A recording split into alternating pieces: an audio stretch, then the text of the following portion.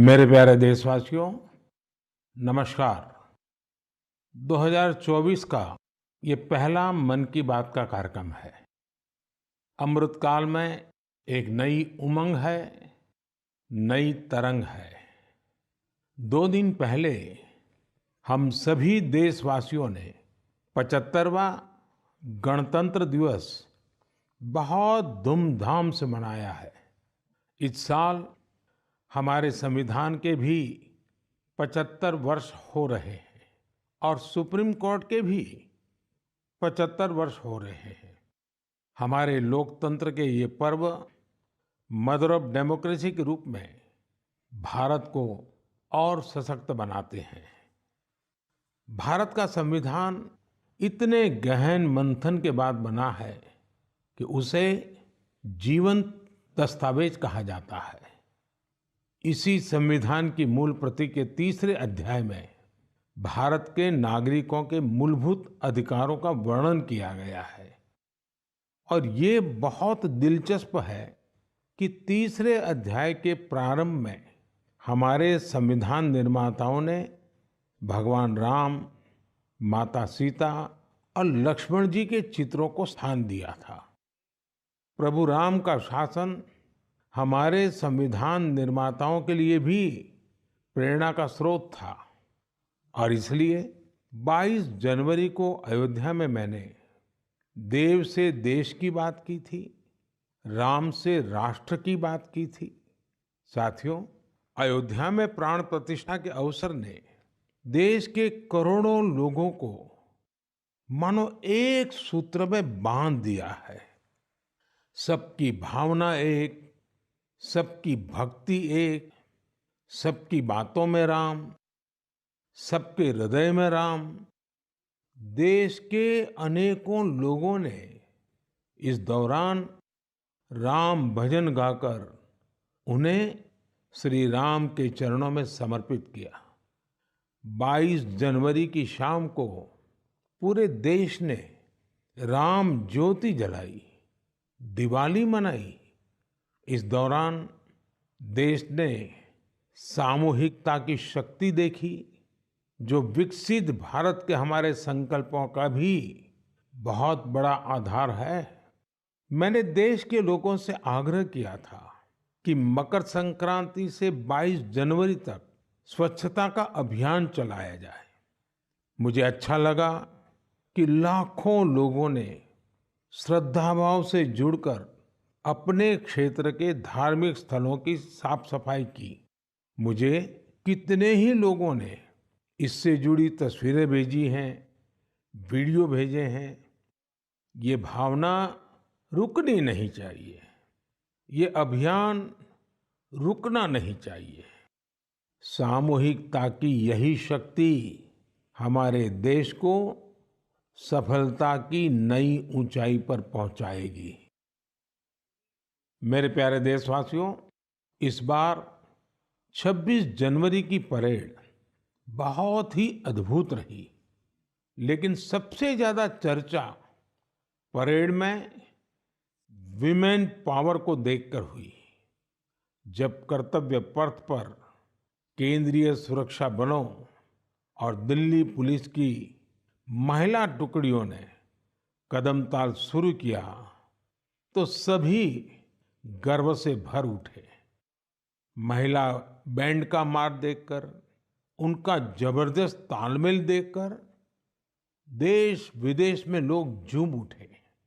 इस बार परेड में मार्च करने वाले 20 दस्तों में से 11 दस्ते महिलाओं के ही थे।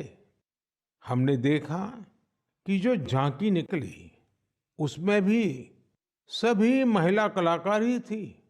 जो सांस्कृतिक कार्यक्रम हुए उसमें भी करीब 1,500 बेटियों ने हिस्सा लिया था। कई महिला कलाकार शंख, नादस्वरम और नागदा जैसे भारतीय संगीत वाद्य यंत्र बजा रही थी। डीआरडीओ ने जो झांकी निकाली उसने भी सभी का ध्यान खींचा। उसमें दिखाया गया कि कैसे नारी शक्ति जल, थल, नभ, साइबर और स्पेस हर क्षेत्र में देश की सुरक्षा कर रही है। 21वीं सदी का भारत ऐसे ही विमेन लेड डेवलपमेंट के मंत्र के साथ आगे बढ़ रहा है। साथियों, आपने कुछ दिन पहले ही अर्जुन अवार्ड समारोह को भी देखा होगा। इसमें राष्ट्रपति भवन में देश के कई होनहार खिलाड़ियों और एथलीटों को सम्मानित किया गया है। यहाँ भी जिस एक बात ने लोगों का खूब ध्यान खींचा, वो थी अर्जुन पुरस्कार पाने वाली बेटियां और उनकी लाइफ जर्नीज। इस बार 13 विमेन एथलीट्स को अर्जुन अवार्ड से सम्मानित किया गया है। इन विमेन एथलीट्स ने अनेकों बड़े टूर्नामेंटों में हिस्सा लिया और भारत का परचम लहराया। शारीरिक चुनौतियां, आर्थिक चुनौतियां इन साहसी और टैलेंटेड खिलाड़ियों के आगे टिक नहीं पाई। बदलते हुए भारत में हर क्षेत्र में हमारी बेटियां, देश की महिलाएं कमाल करके दिखा रही है। एक और क्षेत्र है जहां महिलाओं ने अपना परचम लहराया है, वो है सेल्फ हेल्प ग्रुप। आज विमेन सेल्फ हेल्प ग्रुप्स की देश में संख्या भी बढ़ी है और उनके काम करने के दायरे का भी बहुत विस्तार हुआ है। वो दिन दूर नहीं जब आपको गांव-गांव में, खेतों में नमो ड्रोन दीदियां ड्रोन के माध्यम से खेती में मदद करती हुई दिखाई देगी। मुझे यूपी के बहराइच में स्थानीय चीजों के उपयोग से बायो फर्टिलाइजर और बायो पेस्टिसाइड तैयार करने वाली महिलाओं के बारे में पता चला। सेल्फ हेल्प ग्रुप से जुड़ी निबिया बेगमपुर गांव की महिलाएं गाय के गोबर, नीम की पत्तियां और कई तरह के औषधीय पौधों को मिलाकर बायो फर्टिलाइजर तैयार करती हैं। इसी तरह ये महिलाएं अदरक, लहसुन, प्याज और मिर्च का पेस्ट बनाकर ऑर्गेनिक पेस्टिसाइड भी तैयार करती हैं। इन महिलाओं ने मिलकर उन्नति जैविक इकाई नाम का एक संगठन बनाया है। ये संगठन बायो प्रोडक्ट्स को तैयार करने में इन महिलाओं की मदद करता है। इनके द्वारा बनाए गए बायो फर्टिलाइजर और बायो पेस्टिसाइड्स की मांग भी लगातार बढ़ रही है। आज आसपास के गांवों के 6,000 से ज्यादा किसान इनसे बायो प्रोडक्ट खरीद रहे हैं। इससे सेल्फ हेल्प ग्रुप से जुड़ी इन महिलाओं की आय बढ़ी है और उनकी आर्थिक स्थिति भी बेहतर हुई है। मेरे प्यारे देशवासियों, मन की बात में हम ऐसे देशवासियों के प्रयासों को सामने लाते हैं जो निस्वार्थ भावना के साथ समाज को, देश को सशक्त करने का काम कर रहे हैं। ऐसे में 3 दिन पहले जब देश ने पद्म पुरस्कारों का ऐलान किया है, तो मन की बात में ऐसे लोगों की चर्चा स्वाभाविक है। इस बार भी ऐसे अनेकों देशवासियों को पद्म सम्मान दिया गया है, जिन्होंने जमीन से जुड़कर समाज में बड़े-बड़े बदलाव लाने का काम किया है। इन इंस्पायरिंग लोगों की जीवन यात्रा के बारे में जानने को लेकर देश भर में बहुत उत्सुकता दिखी है। मीडिया की हेडलाइन से दूर, अखबारों के फ्रंट पेज से दूर, ये लोग बिना किसी लाइमलाइट के समाज सेवा में जुटे थे। हमें इन लोगों के बारे में पहले शायद ही कुछ देखने सुनने को मिला है, लेकिन अब मुझे खुशी है कि पद्म सम्मान घोषित होने के बाद ऐसे लोगों की हर तरफ चर्चा हो रही है। लोग उनके बारे में ज्यादा से ज्यादा जानने के लिए उत्सुक है। पद्म पुरस्कार पाने वाले ये अधिकतर लोग अपने अपने क्षेत्र में काफी अनूठे काम कर रहे हैं। जैसे कोई एम्बुलेंस सर्विस मुहैया करवा रहा है, तो कोई बेसहारों के लिए सिर पर छत का इंतजाम कर रहा है।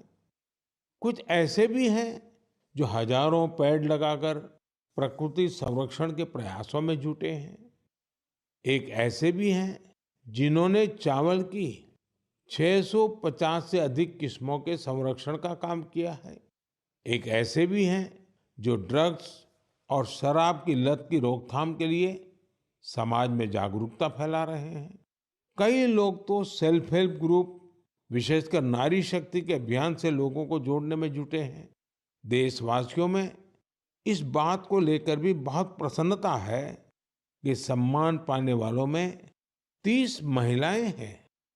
ये महिलाएं जमीनी स्तर पर अपने कार्यों से समाज और देश को आगे ले जा रही हैं। साथियों, पद्म सम्मान पाने वालों में हर किसी का योगदान देशवासियों को प्रेरित करने वाला है। इस बार सम्मान पाने वालों में बड़ी संख्या उन लोगों की है जो शास्त्रीय नृत्य, शास्त्रीय संगीत, लोक नृत्य, थिएटर और भजन की दुनिया में देश का नाम रोशन कर रहे हैं। प्राकृत, मालवी और लंबाड़ी भाषा में बहुत ही शानदार काम करने वालों को भी ये सम्मान दिया गया है। विदेश के भी कई लोगों को पद्म पुरस्कार से सम्मानित किया गया है, जिनके कार्यों से भारतीय संस्कृति और विरासत को नई ऊंचाई मिल रही है। इनमें फ्रांस, ताइवान, मेक्सिको और बांग्लादेश के नागरिक भी शामिल है। साथियों, मुझे इस बात की बहुत खुशी है कि पिछले एक दशक में पद्म सम्मान का सिस्टम पूरी तरह से बदल चुका है।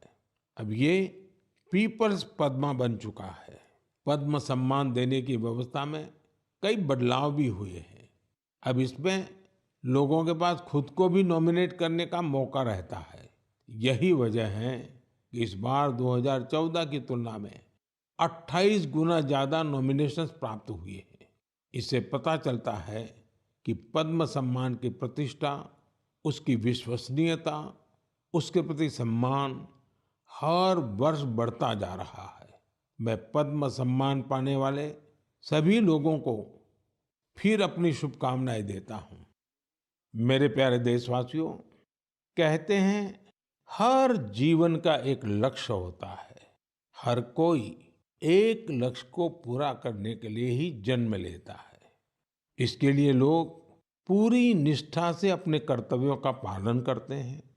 हमने देखा है कि कोई समाज सेवा के माध्यम से, कोई सेना में भर्ती होकर, कोई अगली पीढ़ी को पढ़ाकर अपने कर्तव्यों का पालन करता है।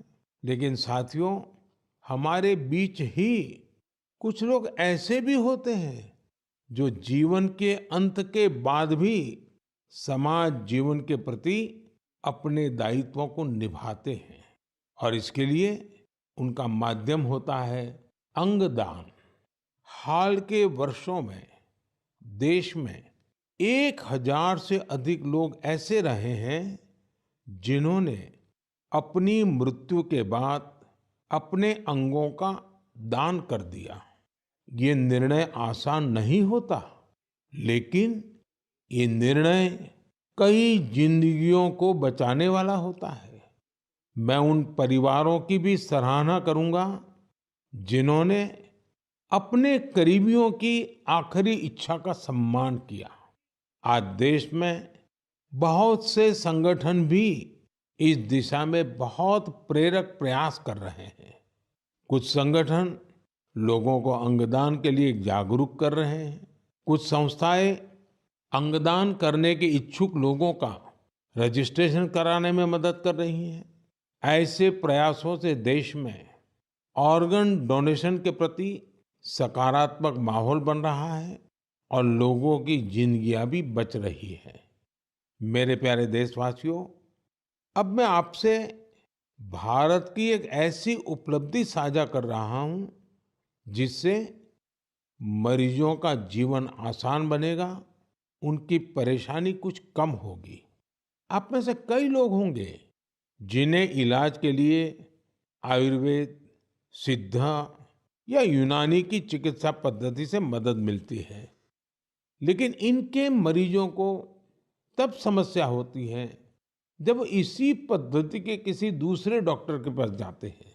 इन चिकित्सा पद्धतियों में बीमारी के नाम, इलाज और दवाइयों के लिए एक जैसी भाषा का इस्तेमाल नहीं होता है।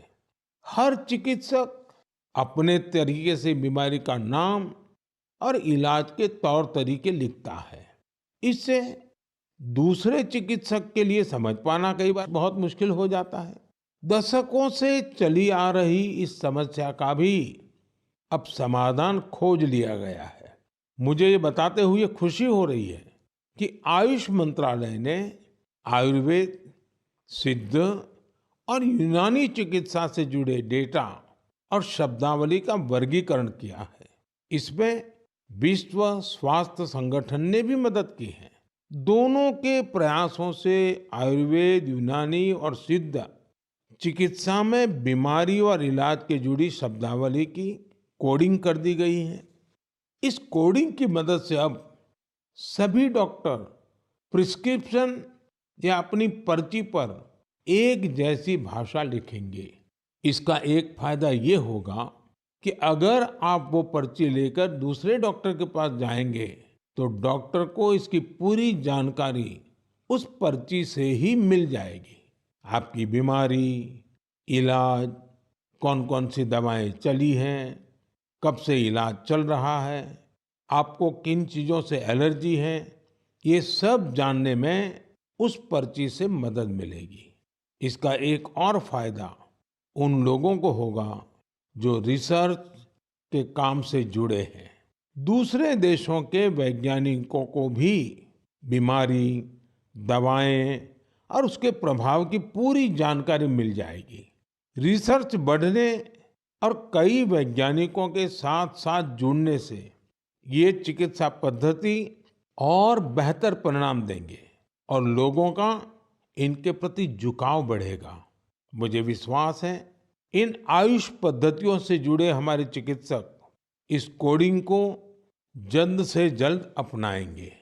मेरे साथियों, जब आयुष चिकित्सा पद्धति की बात कर रहा हूं तो मेरी आंखों के सामने यानुंग जामोह लोगों की भी तस्वीर आ रही है। सुश्री यानुंग अरुणाचल प्रदेश की रहने वाली हैं और हर्बल औषधीय विशेषज्ञ हैं। इन्होंने आदि जनजाति की पारंपरिक चिकित्सा प्रणाली को पुनर्जीवित करने के लिए काफी काम किया है। इस योगदान के लिए उन्हें इस बार पद्म सम्मान भी दिया गया है। इसी तरह इस बार छत्तीसगढ़ के हेमचंद मांझी, उनको भी पद्म सम्मान मिला है। वैद्यराज हेमचंद मांझी भी आयुष चिकित्सा पद्धति की मदद से लोगों का इलाज करते हैं। छत्तीसगढ़ के नारायणपुर में गरीब मरीजों की सेवा करते हुए उन्हें 5 दशक से ज्यादा का समय हो रहा है। हमारे देश में आयुर्वेद और हर्बल मेडिसिन का जो खजाना छिपा है, उसके संरक्षक में सुश्री यानुंग और हेमचंद जी जैसे लोगों की बहुत बड़ी भूमिका है। मेरे प्यारे देशवासियों, मन की बात के जरिए हमारा और आपका जो रिश्ता बना है, वो 1 दशक पुराना हो चुका है। सोशल मीडिया और इंटरनेट के इस दौर में भी रेडियो पूरे देश को जोड़ने का एक सशक्त माध्यम है। रेडियो की ताकत कितना बदलाव ला सकती है, इसकी एक अनूठी मिसाल छत्तीसगढ़ में देखने को मिल रही है। बीते करीब 7 वर्षों से यहाँ रेडियो पर एक लोकप्रिय कार्यक्रम का प्रसारण हो रहा है, जिसका नाम है हमर हाथी हमर गोठ। नाम सुनकर आपको लग सकता है कि रेडियो और हाथी का भला क्या कनेक्शन हो सकता है, लेकिन यही तो रेडियो की खूबी है। छत्तीसगढ़ में आकाशवाणी के 4 केंद्रों अंबिकापुर, रायपुर, बिलासपुर और रायगढ़ से हर शाम इस कार्यक्रम का प्रसारण होता है। और आपको जानकर हैरानी होगी कि छत्तीसगढ़ के जंगल और उसके आसपास के इलाके में रहने वाले बड़े ध्यान से इस कार्यक्रम को सुनते हैं। हमर हाथी हमर गोठ कार्यक्रम में बताया जाता है कि हाथियों का झुंड जंगल के किस इलाके से गुजर रहा है। ये जानकारी यहाँ के लोगों के बहुत काम आती है। लोगों को जैसे ही रेडियो से हाथियों के झुंड के आने की जानकारी मिलती है, वो सावधान हो जाते हैं। जिन रास्तों से हाथी गुजरते हैं, उधर जाने का खतरा टल जाता है। इससे जहां एक और हाथियों के झुंड से नुकसान की संभावना कम हो रही है, वहीं हाथियों के बारे में डेटा जुटाने में मदद मिलती है। इस डेटा के उपयोग से भविष्य में हाथियों के संरक्षण में भी मदद मिलेगी। यहाँ हाथियों से जुड़ी जानकारी सोशल मीडिया के जरिए भी लोगों तक पहुंचाई जा रही है। इससे जंगल के आसपास रहने वाले लोगों को हाथियों के साथ तालमेल बिठाना आसान हो गया है। छत्तीसगढ़ की इस अनूठी पहल और इसके अनुभवों का लाभ देश के दूसरे वन क्षेत्रों में रहने वाले लोग भी उठा सकते हैं। मेरे प्यारे देशवासियों, इसी 25 जनवरी को हम सभी ने नेशनल वॉटर्स डे मनाया है। ये हमारी गौरवशाली लोकतांत्रिक परंपराओं के लिए एक अहम दिन है। आज देश में करीब करीब 96 करोड़ मतदाता है। आप जानते हैं ये आंकड़ा कितना बड़ा है? ये अमेरिका की कुल जनसंख्या से भी करीब 3 गुना है। ये पूरे यूरोप की कुल जनसंख्या से भी करीब 1.5 गुना है। अगर मतदान केंद्रों की बात करें तो देश में आज उनकी संख्या करीब 10.5 लाख है। भारत का हर नागरिक अपने लोकतांत्रिक अधिकार का इस्तेमाल कर पाए, इसके लिए हमारा चुनाव आयोग ऐसे स्थानों पर भी पोलिंग बूथ बनवाता है जहां सिर्फ एक वोटर हो। मैं चुनाव आयोग की सराहना करना चाहूंगा, जिसने देश में लोकतांत्रिक मूल्यों को मजबूत करने के लिए निरंतर प्रयास किए हैं। साथियों, आज देश के लिए उत्साह की बात ये भी है कि दुनिया के अनेक देशों में जहां वोटिंग परसेंट कम हो रहा है, भारत में मतदान का प्रतिशत बढ़ता जा रहा है। 1951-52 में जब देश में पहली बार चुनाव हुए थे, तो लगभग 45% वोटर्स ने ही वोट डाले थे। आज ये आंकड़ा काफी बढ़ चुका है। देश में न सिर्फ वोटरों की संख्या में वृद्धि हुई है, बल्कि टर्नआउट भी बढ़ा है। हमारे युवा वोटरों को रजिस्ट्रेशन के लिए ज्यादा मौके मिल सके, इसके लिए सरकार ने कानून में भी परिवर्तन किया है। मुझे ये देखकर भी अच्छा लगता है कि वोटर्स के बीच जागरूकता बढ़ाने के लिए सामुदायिक स्तर पर भी कई प्रयास हो रहे हैं। कहीं लोग घर घर जाकर वोटर्स को मतदान के बारे में बता रहे हैं, कहीं पेंटिंग बनाकर, कहीं नुक्कड़ नाटकों के जरिए युवाओं को आकर्षित किया जा रहा है। ऐसे हर प्रयास हमारे लोकतंत्र के उत्सव में अलग अलग रंग भर रहे हैं। मैं मन की बात के माध्यम से अपने फर्स्ट टाइम वोटर्स को कहूंगा कि वो वोटर लिस्ट में अपना नाम जरूर जुड़वाएं। नेशनल वोटर सर्विस पोर्टल और वोटर हेल्पलाइन ऐप के जरिए वो इसे आसानी से ऑनलाइन पूरा कर सकते हैं। आप ये हमेशा याद रखें कि आपका एक वोट देश का भाग्य बदल सकता है, देश का भाग्य बना सकता है। मेरे प्यारे देशवासियों, आज 28 जनवरी को भारत की 2 ऐसी महान विभूतियों की जन्म जयंती भी होती है, जिन्होंने अलग अलग कालखंड में देशभक्ति की मिसाल कायम की है। आज देश पंजाब केसरी लाला लाजपत राय जी को श्रद्धांजलि दे रहा है। लाला जी स्वतंत्रता संग्राम के एक ऐसे सेनानी रहे जिन्होंने विदेशी शासन से मुक्ति दिलाने के लिए अपने प्राणों की आहुति दे दी। लाला जी के व्यक्तित्व को सिर्फ आजादी की लड़ाई तक सीमित नहीं किया जा सकता। वो बहुत दूरदर्शी थे। उन्होंने पंजाब नेशनल बैंक और कई अन्य संस्थाओं के निर्माण में अहम भूमिका निभाई थी। उनका उद्देश्य सिर्फ विदेशियों को देश से बाहर निकालना ही नहीं, बल्कि देश को आर्थिक मजबूती देने का विजन भी उनके चिंतन का अहम हिस्सा था। उनके विचारों और उनके बलिदान ने भगत सिंह को बहुत प्रभावित किया था। आज फील्ड मार्शल के.एम. करियप्पा जी को भी श्रद्धापूर्वक नमन करने का दिन है।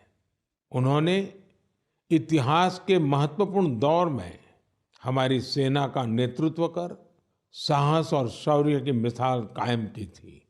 हमारी सेना को शक्तिशाली बनाने में उनका महत्वपूर्ण योगदान है। मेरे प्यारे देशवासियों, आज खेलों की दुनिया में भी भारत नित नई ऊंचाइयों को छू रहा है। स्पोर्ट्स की दुनिया में आगे बढ़ने के लिए जरूरी है कि खिलाड़ियों को ज्यादा से ज्यादा खेलने का मौका मिले और देश में भली भांति के स्पोर्ट्स टूर्नामेंट भी आयोजित हो। इसी सोच के साथ आज भारत में नए नए स्पोर्ट्स टूर्नामेंट्स आयोजित किए जा रहे हैं। कुछ दिन पहले ही चेन्नई में खेलो इंडिया यूथ गेम्स का उद्घाटन किया। इसमें देश के 5,000 से ज्यादा एथलीट्स हिस्सा ले रहे हैं। मुझे खुशी है कि आज भारत में लगातार ऐसे नए प्लेटफॉर्म तैयार हो रहे हैं जिनमें खिलाड़ियों को अपना सामर्थ्य दिखाने का मौका मिल रहा है। ऐसा ही एक प्लेटफॉर्म बना है बीच गेम्स का, जो दीव के अंदर उसका आयोजन हुआ था। आप जानते ही हो, दीव केंद्र शासित प्रदेश है, सोमनाथ के बिल्कुल पास है। इस साल की शुरुआत में ही दीव में इन बीच गेम्स का आयोजन किया गया। ये भारत का पहला मल्टी स्पोर्ट्स बीच गेम्स था। इनमें tug of war, sea swimming, pencak silat, mallakhamb, beach volleyball, beach kabaddi, beach soccer और बीच बॉक्सिंग जैसे कंपटीशन हुए। इनमें हर प्रतियोगी को अपनी प्रतिभा दिखाने का भरपूर मौका मिला और आपको जानकर हैरानी होगी कि इस टूर्नामेंट में ऐसे राज्यों से भी बहुत से खिलाड़ी आए जिनका दूर दूर तक समंदर से कोई नाता नहीं है। इस टूर्नामेंट में सबसे ज्यादा मेडल भी मध्य प्रदेश ने जीते, जहां कोई सी बीच नहीं है। खेलों के प्रति यही टेम्परामेंट किसी भी देश को स्पोर्ट्स की दुनिया का सरताज बनाता है। मेरे प्यारे देशवासियों, मन की बात में इस बार मेरे साथ इतना ही। फरवरी में आपसे फिर एक बार बात होगी। देश के लोगों के सामूहिक प्रयासों से, व्यक्तिगत प्रयासों से कैसे देश आगे बढ़ रहा है, इसी पर हमारा फोकस होगा। साथियों, कल 29 तारीख को सुबह 11 बजे हम परीक्षा पे चर्चा भी करेंगे। परीक्षा पे चर्चा का ये 7वां संस्करण होगा।